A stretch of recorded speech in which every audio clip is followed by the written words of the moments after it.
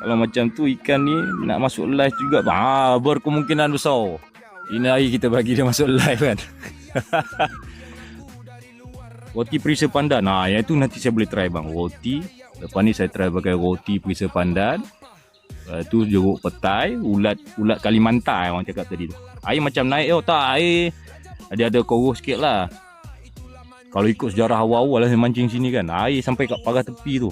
Mana dekat belah tepi tu dia tinggi tau. Tapi disebabkan kat bawah tu dia ada buat projek untuk tadahan kolam banjir, dia lebarkan sungai tu. Belah atas je cetek lah.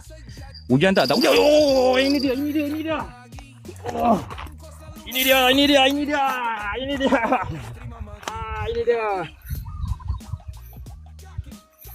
Aduh.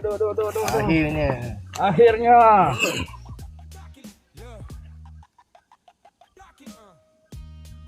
Kucing dah jatuh.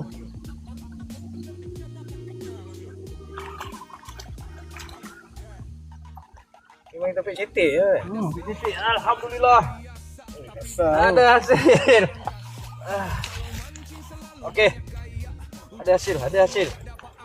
Terima kasih yang mendoakan tadi ini ada hasil. Kita ada hasil ini kali. Bagi Acik naik dulu. Ya. Oh ganti. Aduh. Alhamdulillah, nak sangat kan? Bagi Acik naik atas dulu. Nak sangat. Ini dia. Oh, alhamdulillah. Ini dia baungnya. Alhamdulillah. Alamak lah, jap bagi Acik setting dulu. Alhamdulillah. Okey. Adalah ikan baungnya. Okey, untuk ini hari kita dah dapat baung. Baung yang tuan-tuan semua nantikan. Ini baung dia. Okey. Inilah baung dia. Baung kuning yang pertama. Iya, lesen pertama masak lemak sedai. Betul, masak lemak pun sedap. Okey. Baung kuning. Umpan saya pakai hati ayam bang. Hati ayam. Jangan bagi saya release ikan dulu.